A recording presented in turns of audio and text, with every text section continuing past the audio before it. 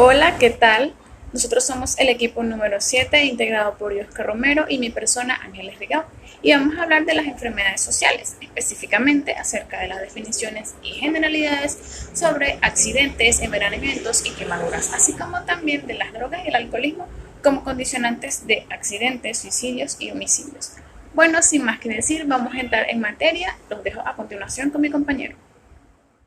Bueno, antes de comenzar a hablar de forma general, sobre las quemaduras, envenenamientos y accidentes, debemos saber qué son las enfermedades sociales. Y las enfermedades sociales no son más que enfermedades crónicas que adquieren el carácter de enfermedad social cuando incapacitan o imposibilitan a la persona a seguir realizando sus responsabilidades familiares, laborales y sociales. Un ejemplo de ello serían las enfermedades que mencioné al principio del video y también enfermedades como la ansiedad, las enfermedades laborales y la depresión. Bueno, ya entrando en materia, les voy a hablar un poco acerca de los accidentes. Cuando decimos accidentes, todos pensamos en un accidente de tránsito, porque es lo más común y es lo que más se oye. Sin embargo, la palabra accidente quiere decir que es un suceso generalmente no planeado y no deseado que puede causar algún daño o lesión. Y digo generalmente porque podemos dividir los accidentes en accidentales, que son los accidentes que no deseamos y no planeamos y no queremos que ocurran, y están los accidentes intencionales que se hacen a conciencia para causar algún daño a una persona o a uno mismo. La misma palabra, como es amplia, nos obliga a tener en cuenta que los diferentes tipos de accidentes tienen múltiples causas y es muy difícil establecer una en común. Entre los tipos de accidentes podemos encontrar los accidentes laborales, los accidentes de tránsito, los accidentes ocurridos en el hogar, los accidentes en la infancia y los accidentes escolares, representando una mayor mortalidad los accidentes de tránsito y una mayor morbilidad, o sea, que ocurran con más frecuencia los accidentes ocurridos en el hogar. Aquí encontramos las quemaduras y los envenenamientos. Ya pasando al punto de las quemaduras, vamos a partir de lo sencillo. Una quemadura es una lesión de la piel que puede ocurrir por una alta exposición al sol, por altas temperaturas o incluso por bajas temperaturas, por acción eléctrica y por acción química. Muy bien, ya conociendo lo que es una quemadura, que es algo sencillo, pasamos a lo más difícil, que es entender lo que ocurre en nuestra piel cuando se produce una quemadura. Y lo que hay es una pérdida de sustancias de la superficie corporal por destrucción de la piel y otros tejidos subcutáneos. Esta destrucción de la piel produce localmente en la zona, o sea, en la zona afectada, una necrosis coagulativa de la epidermis y demás tejidos internos, que a su vez produce una vasodilatación y un aumento de la permeabilidad capilar. Sí, es complicado de entenderlo, ¿verdad? Pero todo eso conduce a una extravasación de líquidos y proteínas al espacio intersticial. Es decir, todo ese proceso es el que lleva a esa aparición de tejido con un poco de líquido que se nota y que es característico cuando ocurren las quemaduras. Pasando a los tipos de quemaduras, encontramos tres y se dividen en grados.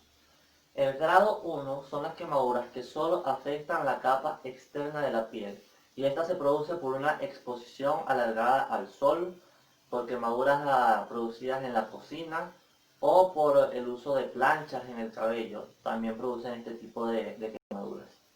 Las quemaduras de grado 2 son las que afectan la primera y parte de la segunda capa de la piel, pudiendo llegar incluso hasta la capa media y afectar algunas glándulas sudoríparas y productoras de grasa.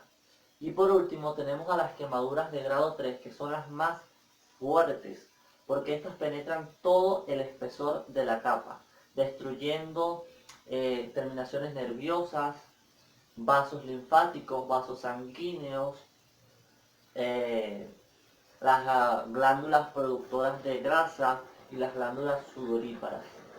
Eh, Incluso se puede comprometer la capacidad regenerativa de la parte quemada.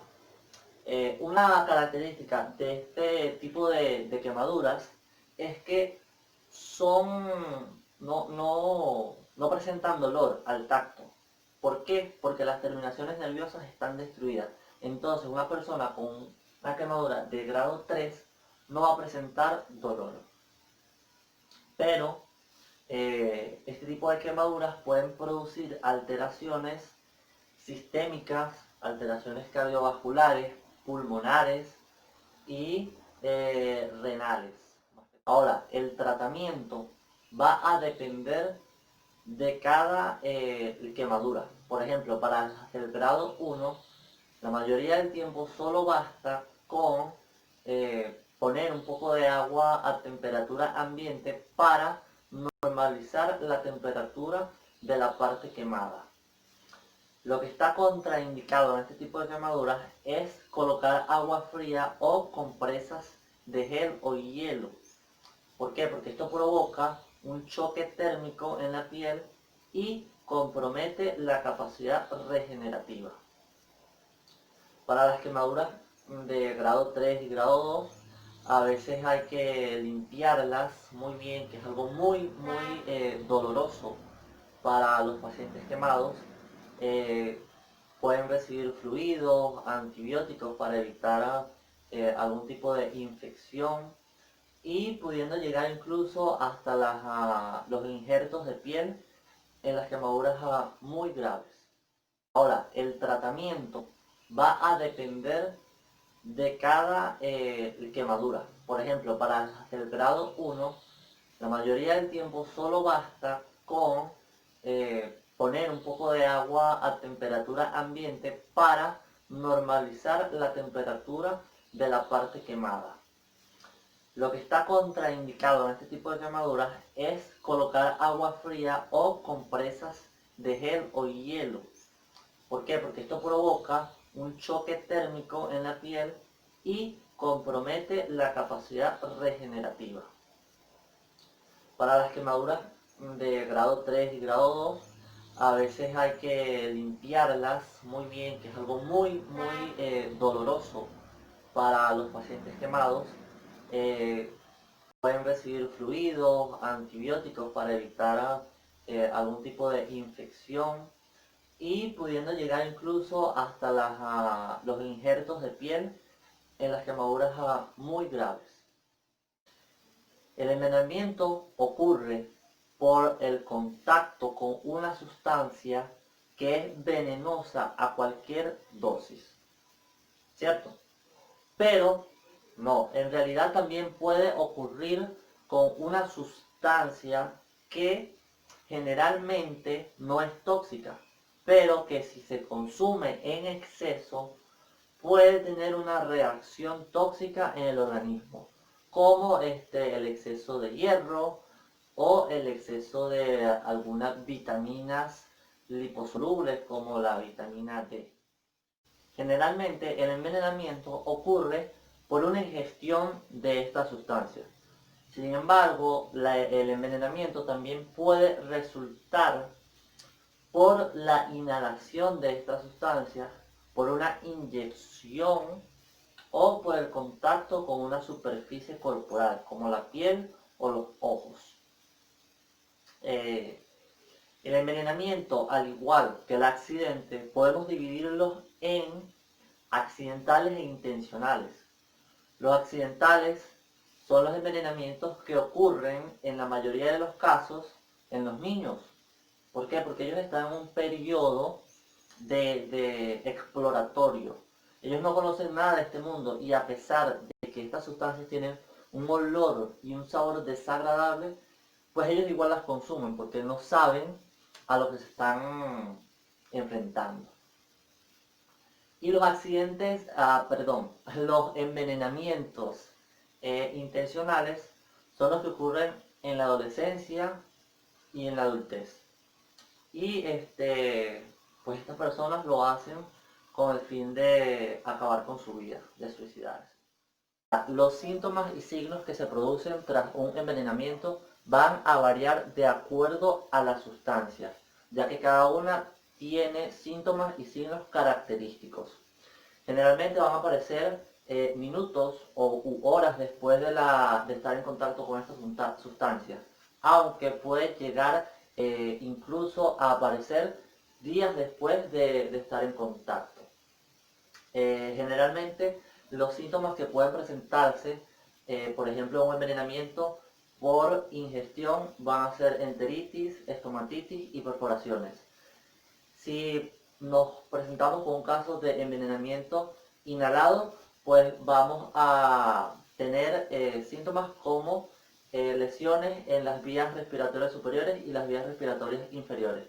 Y si nos encontramos con un envenenamiento por contacto con alguna superficie corporal, pues vamos a tener una dermatitis, irritaciones e incluso llagas.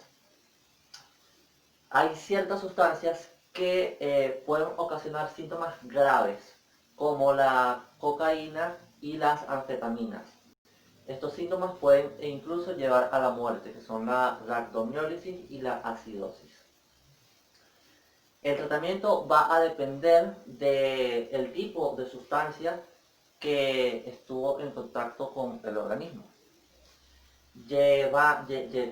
Pudiendo ser desde carbón activado, un lavado estomacal, una simple solución salina y pudiendo llegar hasta la diálisis y tratamientos específicos para el tipo de veneno como lo son las mordeduras de serpiente y las picaduras de araña. Y bueno, ya con esto hemos concluido la primera parte del video. Ahora los dejo con mi compañera Ángeles Rico. Hola, les voy a hablar acerca de las drogas y el alcoholismo como condicionantes de accidentes, suicidios y homicidios. Debemos saber que debido al consumo de drogas y alcohol se aumenta el riesgo de muerte por accidentes automovilísticos, homicidios, suicidios y otras lesiones. Bueno, cuando hablamos de un accidente nos referimos a la cadena de eventos y circunstancias que llevan a la ocurrencia de una lesión no intencional. Algunas de las características de un accidente son las siguientes. 1.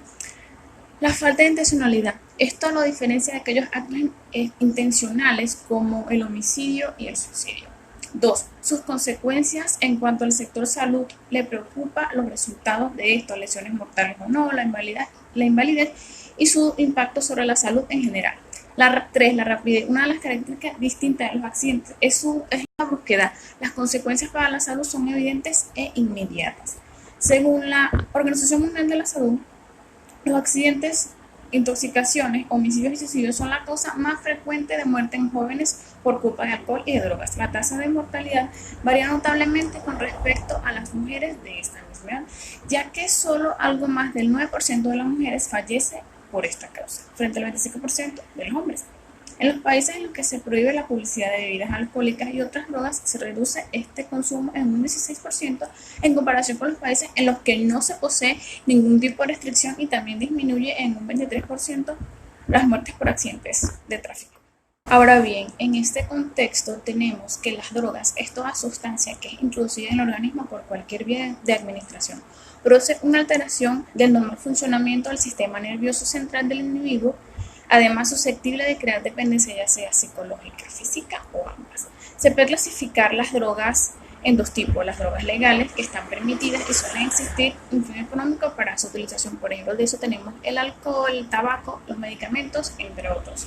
Y las ilegales, como la marihuana, cocaína, crack, heroína, ácido lisérgico y éxtasis, muchas otras. Estas pueden durar por varios meses en nuestro cuerpo y pueden causar síntomas como disminución de la memoria a corto o largo plazo, desorientación, pérdida de los sentidos, así como del tiempo y del espacio, reducción del tiempo de reacción, alucinaciones, entre otros. Puesto que la variedad de drogas es muy amplia y según la vía de consumo, estas pueden clasificarse de distintas maneras. Las que son fumadas, como la marihuana, la heroína y el crack. Las que son vía oral, o sea, las drogas de síntesis y el alcohol. Las inspiradas, como la cocaína o sulfato de afetina. Las inhaladas, como el perico. En este contexto tenemos también que el alcohol es la droga más consumida y aceptada en nuestra sociedad y una de las que más problemas sociales y sanitarios genera. Trae como consecuencia padecimientos como la dependencia, enfermedades digestivas, cardiovasculares, cirrosis hepática y lesiones derivadas por accidentes de tráfico, el ausentismo laboral, entre otros. Su potencial destructivo es con frecuencia pasado por alto, lo que afecta especialmente a la población desprotegida, es decir, jóvenes y embarazadas principalmente. Cabe destacar que en función del proceso de elaboración del alcohol, las bebidas se pueden clasificar en dos grupos, serían las bebidas fermentadas y bebidas destiladas. Las bebidas fermentadas se obtienen a partir de la fermentación de los azúcares que tienen algunas frutas o cereales, como por ejemplo tenemos el vino o la cerveza. La graduación de este tipo de bebidas va de los 5 a los 15 grados, es decir, contienen entre un 5% y un 15% de alcohol puro. La bebida destilada se obtiene sometiendo la bebida ya fermentada a un proceso de destilación. Son ejemplos de esto el whisky y la ginebra, el ron, entre otros. Su graduación más elevada que las bebidas fermentadas y oscila entre un 17% a 45% de grados de alcohol puro. Bien, llegamos a este punto, vamos a hablar acerca del metabolismo del alcohol. Después de consumir las bebidas alcohólicas, el alcohol es ingerido y absorbido a través de las paredes del estómago.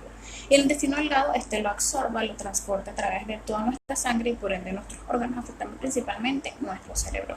El alcohol etílico se distribuye de forma uniforme por todos los tejidos de nuestro organismo, excepto en nuestra grasa. El hígado es el encargado fundamental de eliminar el alcohol, pero el proceso de desintoxicación etílica es mucho más largo que el de intoxicación. En este mismo orden de ideas tenemos que el alcoholismo es una enfermedad crónica, progresiva y en muchos casos mortal, producida por el consumo incontrolado de bebidas alcohólicas que interfiere en la salud, tanto física, mental, social o familiar, y todo lo que tiene que ver con las responsabilidades de un ser humano. En este punto cabe resaltar que el alcohol es una droga psicodepresora que incluso en pequeñas dosis influye negativamente en la conducción, ya que perturba las actitudes del conductor y puede desencadenar un accidente de tránsito. Retomando un poco acá el punto anterior acerca de los accidentes de tráfico generados por el alcohol, consideramos que probablemente sea el factor de riesgo más importante para sufrir un accidente de tráfico. Conviene recordar que las cantidades ingeridas de alcohol no afectan de la misma forma a todas las personas. Los efectos del alcohol dependen de factores como la edad, el peso, el género, la cantidad y la frecuencia de consumo. Algunas de sus características, como beber en ayunas o después de comer, pueden modificar la intensidad y la duración de sus efectos. Su consumo afecta principalmente, como lo he nombrado, lo que es el cerebro o nuestro sistema nervioso. Vamos a hablar de algunos síntomas que produce el alcohol o la alcoholemia, que es la excitabilidad emocional, la disminución de las capacidades mentales y del juicio, la relajación y una sensación de bienestar con deterioro de la parte visual y de la percepción en sí se ve afectada, una reacción general lenta y comienzo de la perturbación motriz, pérdida de la capacidad de concentración y una falta de coordinación en general, un trastorno de la visión y del equilibrio. El exceso de confianza en sí mismo con desprecio de las señales de alerta. Un comienzo de la impulsividad y agresividad en la persona hacia sí misma o hasta otras personas. El rendimiento intelectual se ve con dificultad y una pérdida de la capacidad del juicio. Entre las causas, pues nadie sabe la causa del problema, los problemas de alcohol. Los expertos en salud sugieren que es una combinación de algunos factores principales como la parte biológica, la genética, herencia, la parte ambiental, el medio ambiente, situaciones sociales difíciles, estilos de vida estresantes, etcétera. La parte psicológica, como ser impulsivo, tener baja autoestima, problemas personales. Según estadísticas en el mundo, ocurren por cada hora 35 muertes relacionadas a alcohol y a drogas, como accidentes de tráfico, también muertes violentas por suicidio y homicidio. y esto acorta la vida en 15 años de la expectativa de la población mundial. Esto según un informe de Montaro en 1997. Por otro lado, tenemos que el incremento de las muertes por homicidio es una problemática que enfrenta el mundo actual como consecuencia de un aumento de la violencia. Se plantea que existe una vinculación de los niveles de criminalidad con varios factores sociales, psicológicos y biológicos, entre los que se señala el alcohol como un factor predisponente del comportamiento agresivo de un ser humano.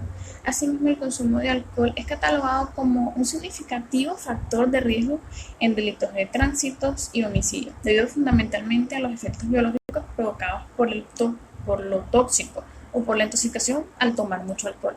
Para entender cómo ocurren los suicidios o homicidios, debemos entender que esto, según la OMS, es el resultado de actos intencionales causados por el uso de la fuerza o la potencia física contra otra persona o uno mismo, incluidos todos los tipos de abuso, tanto físico, sexual y psicológico. El consumo nocivo de alcohol y otras drogas es aquel consumo que se asocia a complicaciones físicas, emocionales, sociales, que sin importar la cantidad, produce consecuencias relacionadas con una serie de eventos violentos. Se traducen en víctimas inocentes en la esfera familiar, víctimas de violencia autoinfligida, homicidios, así como riñas y accidentes.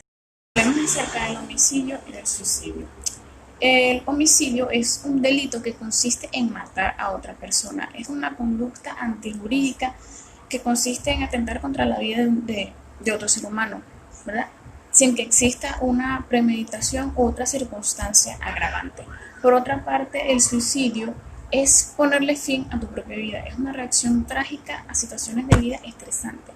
Más trágica aún porque el suicidio es prevenible, puede prevenirse. El suicidio pues no discrimina, puede tocar a cualquier persona en cualquier lugar, en cualquier circunstancia. Pero hay ciertos factores que pueden contribuir al riesgo de suicidio.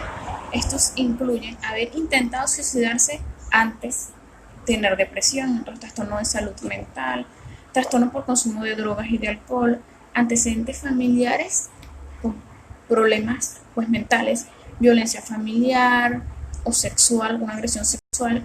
En este mismo orden de ideas hay una serie de factores causales que influyen en la conducta social en la población y afecta principalmente al sexo masculino. Este se asocia con un mayor número de comportamientos violentos. También tenemos el fracaso escolar, la impulsividad y trastornos de comportamiento, los castigos físicos severos por parte de los padres, conflictos familiares, la carencia de una figura de autoridad, ausencia de actividades deportivas y de ocio saludable, poca regulación de la disponibilidad de tus horarios o de lo que se hace, la modernización, la urbanización, la cultura de apoyo a la violencia, entre otros factores. Sin embargo, parece ser que el alcohol probablemente esté más relacionado con la violencia que propiamente las drogas ilícitas. Y para poder comprender cómo el alcohol y otras drogas influyen en la violencia, tenemos que considerar cómo actúan pues, en nuestro cuerpo, como les expliqué anteriormente. Y cuando se consume ese alcohol se experimenta una reducción del funcionamiento de la corteza prefrontal del cerebro, que desempeña un papel importante en la regulación de lo que es nuestro comportamiento y la toma de decisiones. Al ingerir alcohol se tiende a tomar decisiones equivocadas y es propenso a reaccionar emocionalmente a situaciones en las que normalmente se responde de forma más racional y pues reflexiva. Cuando la gente bebe también es menos propensa a considerar las posibles consecuencias pues, de sus acciones. Por lo tanto pueden llegar a cometer un homicidio o asesinato, porque el consumo de sustancias estupefacientes dobla nuestra capacidad de razonamiento y se puede llegar a cometer actos de violencia como se mencionó anteriormente. Las drogas como la metanfetamina han sido asociadas a comportamientos violentos y a la psicosis, sobre todo en una asociación con la privación prolongada pues, de lo que es el sueño. De acuerdo a la Organización Mundial de la Salud, los adultos jóvenes tienen una serie de factores de riesgo que los hacen más vulnerables al alcohol, a las drogas y pues al suicidio. Se sabe que los lóbulos frontales del cerebro son capaces de regular el impulso y no están completamente desarrollados hasta mediados de los 20 años. Si a esto le suman estresores como la deuda universitaria, dificultades financieras para emanciparse, pues empeora el panorama. En conclusión, el consumo de alcohol y drogas es un factor de riesgo que incita a la violencia, bien sea de actos suicidas, un homicidio o un accidente. Bueno, esto ha sido todo. Gracias por su atención.